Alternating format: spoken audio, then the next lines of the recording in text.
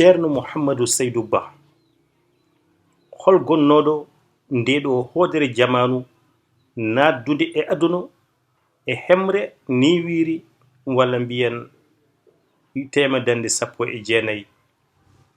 ceerno siraji mouhammadou saydou ba nadde aduna koye darorde temedande sappo e jeenayyi. ndeɗo ɓesnore alliyankore Allah yiɗi ɗum ko yirlaɓe saabu kay o jibina ko nokku biteɗo cikkitti. baba makko wiyete ko ceerno saydou alpha ba, on iwdi mum ko Néré e nder Boseya. nere makko wiyete ko sohna Hawli Mamadou, kañum ko girlajo Allah yiɗi. nde jinnaɗo makko gorko yahata to Ganguel Soule to Cheikh Moussa Camara nawri mo taw omo yahara e duuɓi makko ɗes. nden kadi o fuɗɗi ɗon jangde alquranil karim.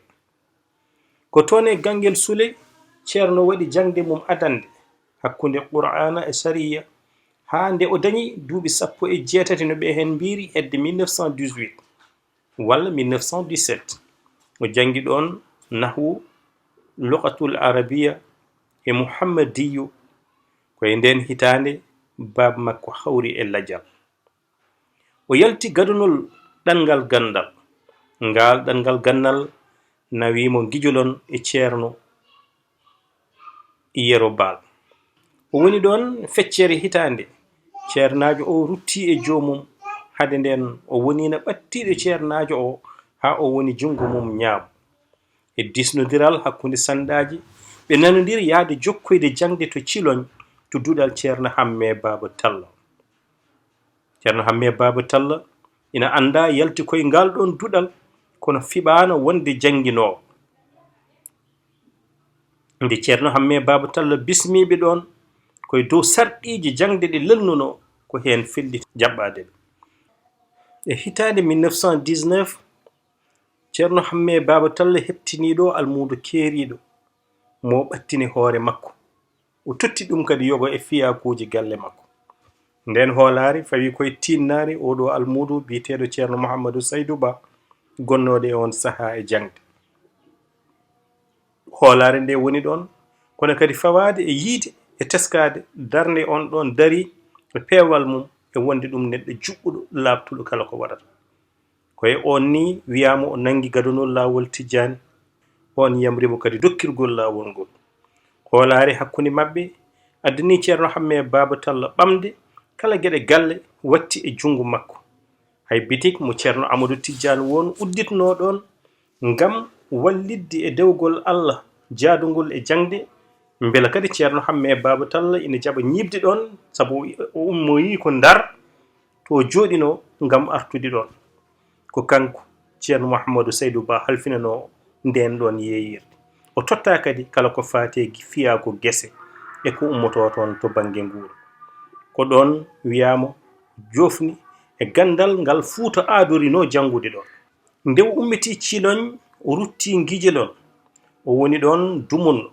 o ummi ɗon ko fewde hoore fonde. o waɗi ɗon duuɓi 12. o ummi ɗon o waynoyi ceerno Hamme Baba Talla ngam yaade to mawniko ina wiye ceerno Oumar Touré gonɗo to Kolda. koye 1927 o ummi hoore fonde o feewi Kolda. o rewi ɗo wiyete Jaarema. o tawi ɗon Alhaji Amadou Hammat e biyeteɗo ceerno Dahiro. ɓe mbaddi lawol. ɓe ndewi Gambi ɓe peewi Kolda. ko toon galle ceerno Oumar Touré wonno. koye on galle kadi o hawrite ceerno makko ceerno Ahmadou Baro. ɓe gondi ɗon wiyama balɗe 11. hewɓe mbi ceerno Ahmadou Baro koko heeɓi yamirore laabi 2 ha 3 ummorade Cheikh Oumarul Fouti yo peñanɗo ɗum yo yiiloyo oɗo gorko jogorɗo wonde darorgal l'islam. ina wiye ceerno Mouhammadou Saydou Ba. koye bawɗe Allah kottitiral mabɓe waɗi ɗon.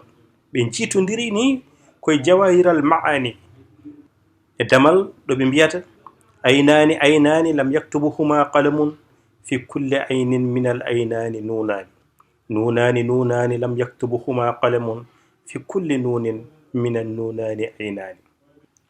wiyama wonde gila ceerno makko ina janginamo so arina haa ɗo wiyata ko piranowomo ɗum o mo on jiindiroy ceerno makko ceerno Hamme Baba Tall.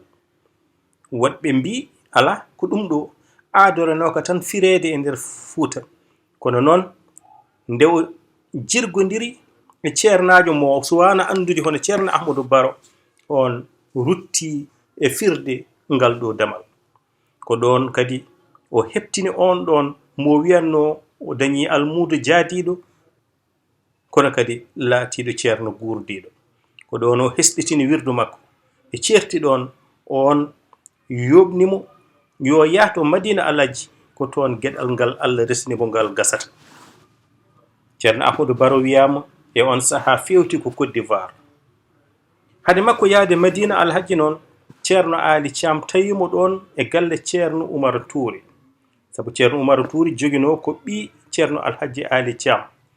Ceernajo o holliti wonde duuɓi 7 hikka ina fadimo ete ina andimo ni e birnide sabu ina innirimo ɓiɗɗo. Ko kamɓe ɗiɗo ummidi ɗon ɓe jaadi Dakar soɓɓulnde gonɗen koye 1927. Kanko ko toon o adi yiide dental ngal. Caggal ɗum o yehi Madina Alaji salminoyde ceerno Alhaji Ali Thiam. Ko en nden o humpiti gurdam alli yankejam o suɓi hoodde Fuuta kono ko ngam waynoyade so tawi o woppitama e on saha o ara o wonda e ceernajo o. O hooti Fuuta e on saha o wonno ko hoore fonde. O woni ɗon caggal nde o wayni ceerno Hamme Baba Tall lebbi 8 omo woni ɗon omo fade yamirore kono ceerno Hamme Baba Tall woppitanimo. O woppita koye 1928 ngam wadde fergo makko.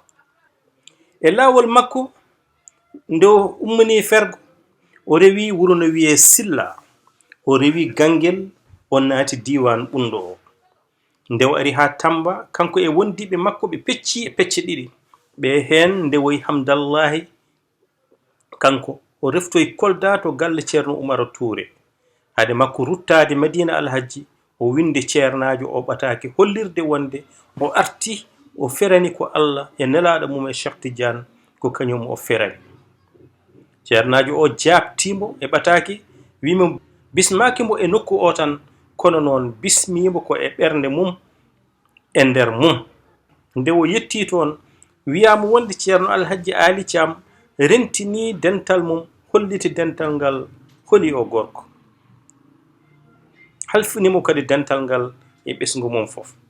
On kalifa Allah wiyama o hesɗitini ɗum e lende makko sakketinde kanko ceerno Alhaji Ali Thiam ko adinde omo nototoyo joomiko ñande 5 lewru Haran 1935. Balɗe 4 caggal birnugol makko ceernajo e on saha ko nden felliti ferde ngam sincude wuro ngon wuro woni Madina Gounass.